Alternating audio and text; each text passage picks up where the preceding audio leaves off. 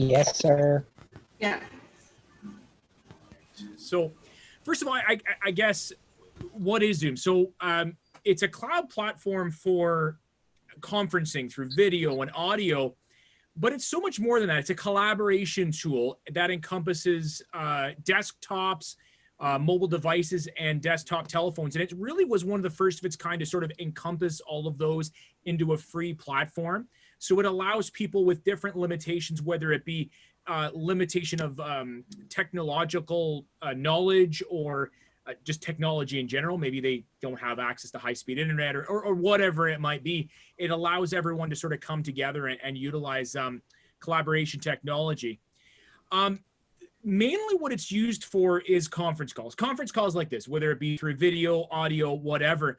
But more and more, we're seeing people getting creative with using it for collaboration, such as visual projects, marketing initiatives, information sessions. Lisa, we're using that through the college ourselves through continuing education and some of our full-time programs. Webinars like this one, and just overall presentations. You think of that traditional presentation where people would make using a PowerPoint. We can now do that, as you can see, with Zoom. So it's a very versatile tool that more and more people are starting to use. And that's being reflected on the fact that if you actually look on the App Store for both Google and Apple, it's actually the second most downloaded app in the world right now. Does anybody know what the number one is? Hazard a guess?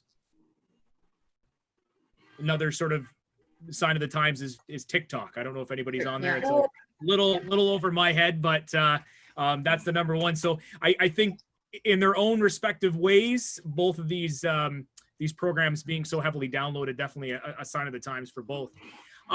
Some of the competitors that we're seeing, WebEx, I know that we use that within the college. Has anybody used any of these? WebEx within the college? GoToMeeting is another one. That was one that we used a lot at the college during the support, the instructor strike recently. What was that, about a year ago, Lisa? Give or take, we're using that quite a bit. Google Hangouts is another popular one. Adobe Connect is coming on very strong as well. And one of the things, and they're going to talk about this for years down the road, but I think everyone's heard of Skype, right? Zoom might be relatively new for a lot of people, but everybody's heard of Skype. And when this pandemic hit and everyone sort of adjusted how they were working and all the rest of it, a lot of people just assumed that Microsoft's Skype would just go bananas. But really, it's fallen by the wayside. Very few people are actually using it as a collaboration tool. And there's a few reasons for that, and we'll get into that in a little bit. But, you know, it's the landscape of these programs has changed so much in the last little bit. So the advantages of Zoom: it can be used for free. There's limitations with a free account, but it can be very effectively used for free. You also don't need a Zoom account to join someone that's hosting a meeting. That's the case for most of the other programs. As an example, to join a Skype call, you need a Skype account. So, you know, if you have to join something quickly or you're trying to encompass a whole lot of people, some people might be hesitant about signing up for new software, new programs, or something like that, right? So it's definitely an advantage. There's other fun things, you know, like backgrounds and beautification filters. Let's just say you're, you know, sitting outside or maybe not in the most perfect of light. It'll actually adjust the coloring and whatnot to make it look more professional. The quality of the video calls is way better than any other platform right now, based on the most recent testing they've had. And you also have the ability to record sessions. So one of the things that we've like to do with some of our information sessions for the post-secondary side is that if we have a coordinator, as an example, that's giving these same information sessions to students, right, repeating it over and over again, why not record it and then send that to the student as a video, right? As an example, right? Some of these tools that we're able to utilize that we weren't before, and it's a time saver. It's, you know, it certainly reflects well in the college, all that kind of stuff. And we're obviously, we're utilizing this into a small amount compared to some of the other companies that are doing it, right? But it really is, there's a ton of features within it that people are finding useful and cost effective. So I talked about free versus paid. So the cost for a paid account, you're looking at about $20 a month, not a massive cost for most companies. That'll give you about nine accounts, give or take. The main differences are the number of participants that can be in a meeting. You're limited at 100. I know, Kim, that was one of the limitations that we had when we were first sending this out. We're limited to 100. With a premium account, you can have up to 300, maybe more. Your meeting duration, that's another big one. With a free account, you're limited to 40 minutes. That's it. They cut you off. Whereas you can have like a 24-hour meeting with a premium account, right? So, Zoom has found a very good way to monetize this and kind of draw that line based on the habits of their users. The other great thing that I found, so I administer the account for Fanshawe for our Woodstock campus, and user management has been so effective for us from a cost management standpoint. So you can have, as an example, an account for $20 and have up to 9 users. Now, if we want to add users, I think it's like $10 for every additional user or something to that effect. I apologize, $20 per user, my apologies. But what you can do is, as you can go in there and see how people are using the account, how much time they're spending the account, stuff like that. And if we can find out with new technology, if you offered up your employees, everyone's going to want it, right? You may find with some people's roles, they're not using it, and they're not using it to its full potential, or they're using it for meetings that are less than 40 minutes in duration, stuff like that. So you can take accounts away that are premium and add premium accounts to others. So there's some really great tools that you can use with that. The number of hosts is phenomenal as well. I know with the college, Lisa, we've had information sessions ourselves where you're a premium user, I'm a premium user. We can co-host a meeting, and if I'm a couple minutes late coming on, or I have to duck out or whatever, she can still host the meeting. There's no issues there at all. Cloud recording, we've mentioned that before. You don't have to worry about actually downloading the files or anything to that effect. It'll actually upload into the cloud and store there, so you can utilize those files and videos as you need them. And you also have some advanced meeting controls as well too. Stuff like, Kim, one of the things when we first came into this meeting, which we came across, was we were having some issues with screen sharing, right? We're trying to figure out. Well, that was one of the settings, advanced settings that Kim had in there, that she could choose to have everybody have the ability to share screens or not, right? Little things like that you can tweak to the needs of this type of a meeting versus an external meeting and stuff like that, which is really, really good.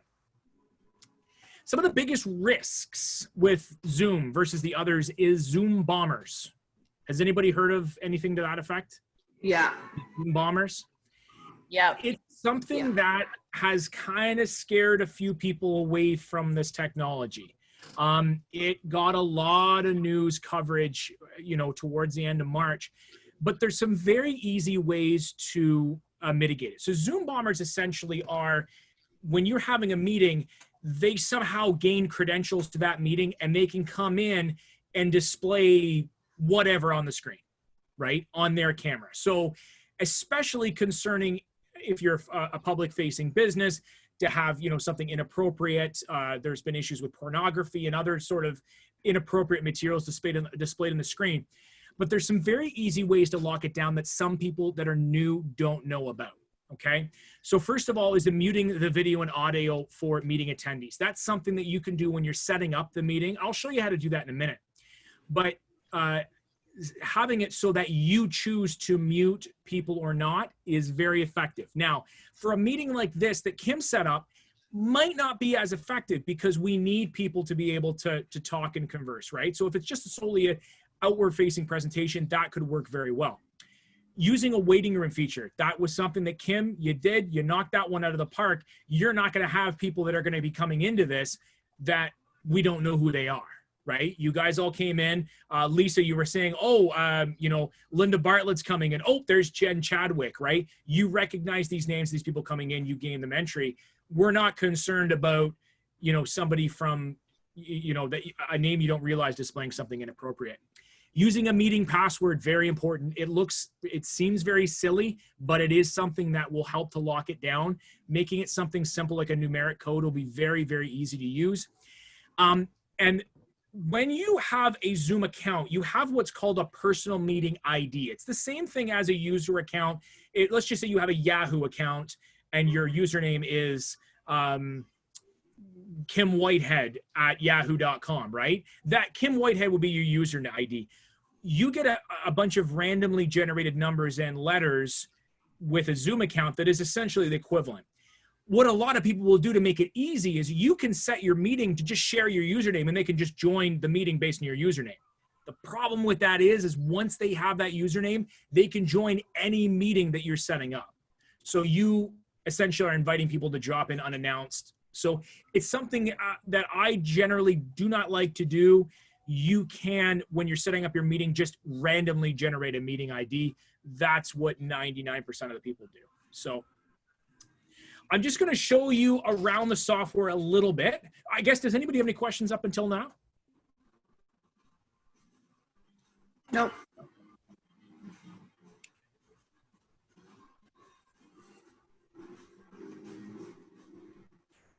Eric, I'll watch the chat. If anybody wants to chat and send a message, I'll make sure that you know that.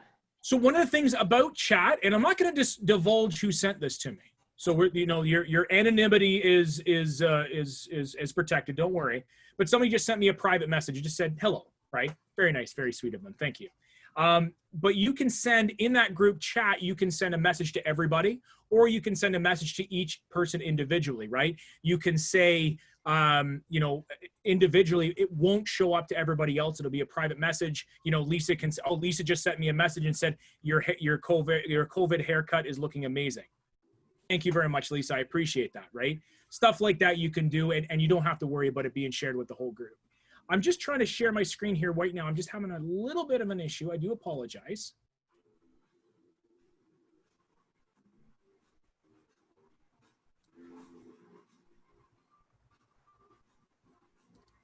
Can everybody see that okay?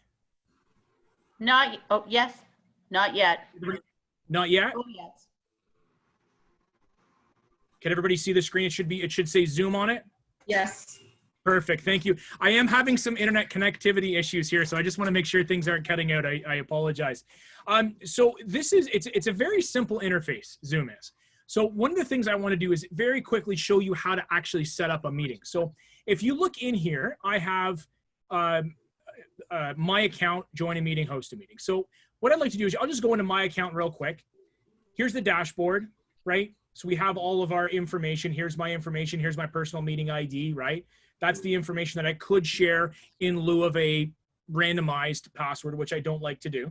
So if I go into meetings, I have all of a list of all the information, all the meetings that I have upcoming. One of the things, shameless plug here, we have CE information sessions, which happen every Thursday at 1:30.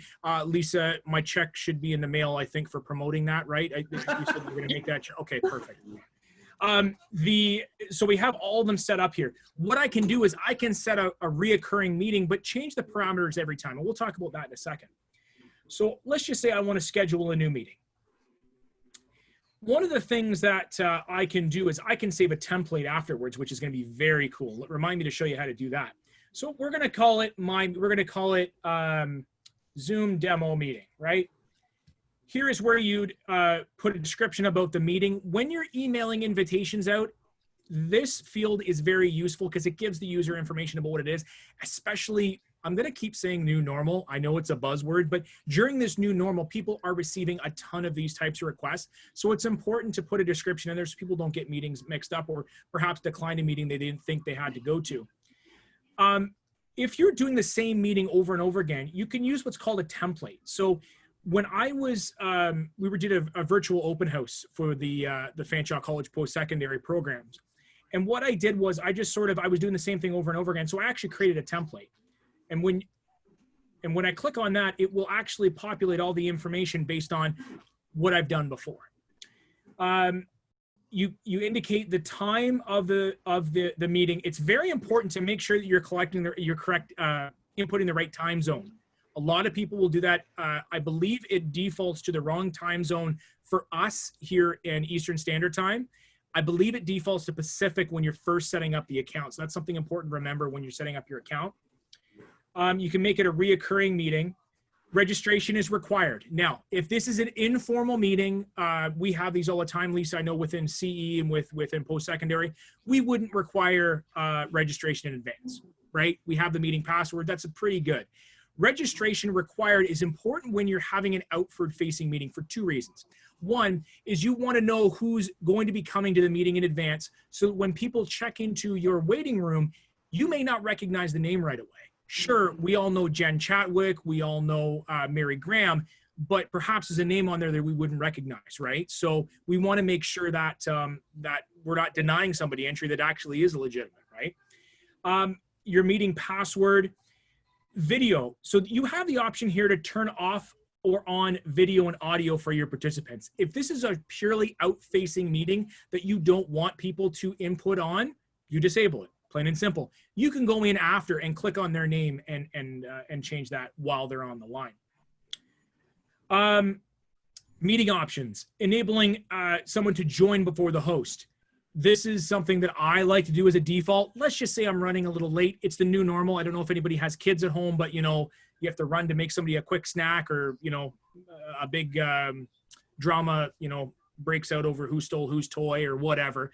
So when that happens, Lisa, when we've had co-hosted meetings, I popped on a couple of minutes late. I know you've done the same, right? It's the new normal. It's the workflow that we're all kind of getting used to, right? So muting participants upon entry, this is something by default that I always click yes, because sometimes somebody might join and they think they're not connected and they are, or whatever it is, and it can lead to some embarrassing situations, you know, perhaps some language or whatever it is that they're not realizing there. So that's to protect everybody else as well. Enabling the waiting room is a good idea if it's an outward facing meeting. If it's an inward facing meeting within your company itself, I don't really see the necessary to do that, especially if you have a meeting password in advance. If you're very, very concerned about these Zoom bombers internally, then yeah, do it for sure. But certainly not something that's always needed. Only authenticated users can join. So this would allow anybody only who has a Zoom account. Again, if it's an inward facing meeting, sometimes even if it's an outward facing meeting, probably not going to make that big of a difference. Recording the meeting automatically in the cloud or on the local computer. In the cloud is a feature only available to premium users. On the local computer, it depends on what type of premium account you have. But I believe both of those are both premium features. So that's how you would create that. So what happens is when you create that meeting, and I'll show you an example of a meeting that we've already set up. Our CE virtual information session, which is occurring in 2 days on Thursday, May 28th at 1:30 p.m. I'll just give you a second to write that down in your calendars. Again, the residual checks from Lisa should keep rolling in on this. So this allows you to share this through many different ways. So first of all, it'll be through Google Calendar, Outlook, and Yahoo Calendar. These two features right here, there isn't a calendar program out there that I know of that is linked to your email that wouldn't accept either an ICS or I forget the acronym for this one, but that wouldn't accept either of these, right? So these are not just limited to those two platforms. The other thing you can do, which is I like to do, it's pretty quick and easy, is you just go in here and just copy the invitation. So this text will come up here and it will, you can cut and paste this into an email. And this is the registration link for someone to go in and actually register for this meeting in advance. If you don't have pre-registration necessary for it, it'll just take that part out and it will allow people to register just with the link. So one of the things that I've found as a best practice for me is to make sure that you guys have a banner and a logo in, especially if it's for an outward facing business. It makes the invitation that they're going to receive way more professional looking than just it being blank. We've used this for all of our outward facing meeting requests. Email settings. Make sure that the email contact is going to the person that you want it to, and the confirmation email to registrants. It'll actually send me a preview email here. I can pull it up after, but it'll allow you to see what it is and you can proof it and make sure that it's, especially if it's going to a lot of different people, definitely a good practice to do. So, so that's how you send out a meeting. That's how you set up a meeting. When you are actually in And I'm gonna have to, you're gonna have to give me 1 second on this.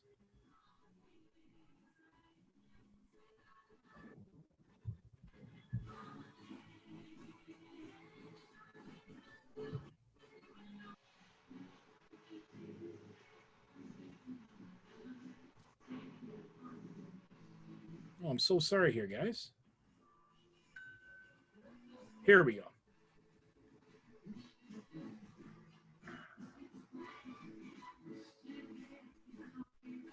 Sorry, I'm just having, I am just having some connection issues here. I do apologize, guys.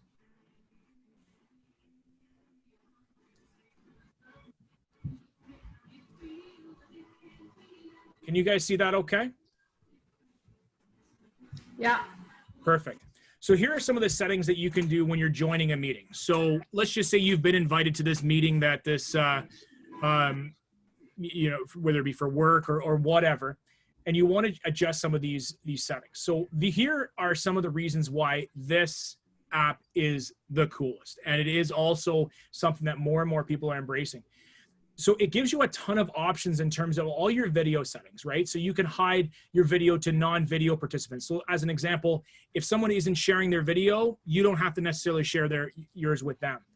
This is important if you have an outward facing meeting and perhaps there's, you know, you might have some confidential information shared or whatever it is on the screen. That's something that as a best practice, if it's an outward facing meeting, I like to put in. The other thing is to make sure that your microphone and speakers are set up properly. So you guys all know what microphone feedback is. Have you guys heard that before, right? So it's that squelch that you get, right? So it's important that you put this testing is if you're getting that feedback loop, go into your audio settings and you can change your speaker settings and your microphone settings. Perhaps your microphone's too loud or too sensitive. Perhaps the speakers are up too high. It allows you to sort of play with these until you can get rid of that. You have obviously options through sharing your screen, chat. You can block different things. There's a bunch of different settings in here that you can use. And perhaps the most popular setting that we've seen on some of these Zoom meetings is the virtual background feature. Now, what a lot of people are doing is they are adding backgrounds that are branded, right? So, you know, I could be branded with Fanshawe on my background. As a college, we've chosen not to go that route. We're trying to be a little bit more personal. I think it looks a little hokey myself. I'd like to see something in the background that's more reflective of the institution or whatever. I look at Kim's and I think that's absolutely perfect, right? You know, you have it, you're clearly branded, you know, it doesn't look phony or whatever. But if you do want to do that, there's a bunch of things you can do. You also can upload any image that you want that you found on the internet, as long as it fits the screen. As an example, I don't know if anybody here is a fan of The Office, but, you know, I can pretend like I'm being interviewed and, you know, the little cutaways they have in The Office or whatnot, or I can be on a beach somewhere. The virtual backgrounds can also be looped video as well, which is absolutely phenomenal. You know, I can look at that. It's a lot of fun, especially if you're working from home and you're in a situation where you might not be in ideal circumstances, a very messy background or whatnot, right? It's definitely something that's nice. Now, if you're going to do this on a regular basis, I highly recommend that you see, if you look on me right now, you see how around my fingers, there's sort of that white outline, right? I'm here, but I'm not quite here. The you know, where my ears are, where my hair isn't quite where it's supposed to be. That's because what the computer does is it tries to pick up colors that are not me, that are not here, right? And it converts them into that background, right? So if I'm going to do this on a regular basis, what I would do is I would put a big green screen behind me. So if you have a big piece of green cloth, you know, take some papers and staple them together. It doesn't have to be perfect. But what it will do is that will help very much it become a lot more crisper and look more realistic and not quite so hokey, right? So what it would do then. Now, if you're going to do that, and this is somebody who's done weather before, like a couple times on TV, is do not wear anything green. So if you're going to have a green screen behind you, don't wear anything green. Don't have green earrings, a green shirt, anything like that. I don't know if anybody's seen those videos of the Queen who did her most recent address. She was wearing a green dress and they just had a field day with it. So if you don't want to look like a floating head, or like half your head's been chopped off, make sure that you're wearing something that contrasts with your background as much as you possibly can. So we also have information like stats and, feedback, keyboard shortcuts, accessibility, things like that. Closed captioning is also something that is a feature in here as well too. A lot of different things that we can utilize. Again, this was supposed to be a very bird's eye view of this whole thing, right? So I don't want to get into that too much.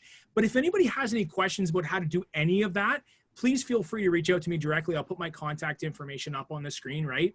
If anybody has any questions about that, please feel free to let me know. So I guess, oh, sorry, the one last thing I wanted, can you guys all see that right now? Yeah. Yeah, perfect.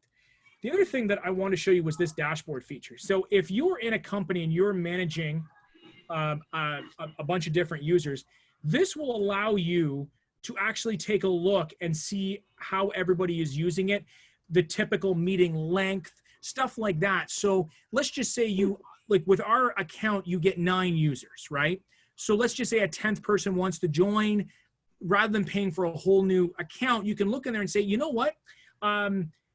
Peggy Humphreys is using it a ton, but a majority of her meetings are under 40 minutes. Well, why don't we put her down to a free account and put, Deborah No up to a premium account? There's little things you can do with that are very effective with the cost savings.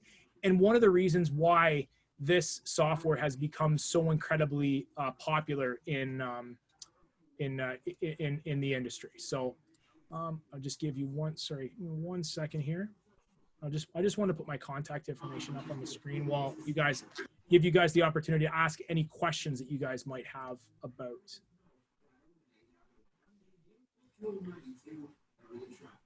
The only question I have is, I'm wondering, are you offering this as a course, a night school course, or an online course? Like a that would be a Lisa question for our continuing education manager, Lisa Wells. Yeah. That's a really good idea. Yeah. On a Saturday, or like, so you can be hands-on with it, For sure. Yes, we can try to run that. That's a very good idea. It certainly is something that's a challenge to give in a half-hour sort of session. Like I'm really trying to do that bird's eye view of it. There's a ton of settings in there that we can really get into the nitty-gritty with that, definitely that people might find useful for as. Well, I was just thinking, I mean, you could have your family that live in other cities and have a family reunion on Zoom. That kind of thing, Not that I would ever do that with the Fanshawe College account. No. I would never do that as well, ever. But that is a phenomenal idea that I had never thought of. Oh, wait a second. Covering Lisa's face on the screen doesn't work. Darn it. Okay. I'd love to know how to do it. I'll bet we could get a lot of people interested, for sure. Deb, so I have a free account as well. And I use it all the time for those kind of things. Yeah, that's awesome. I'll have to sit at your house with you sometime, Lisa. Okay. Eric, I have a question. Of course.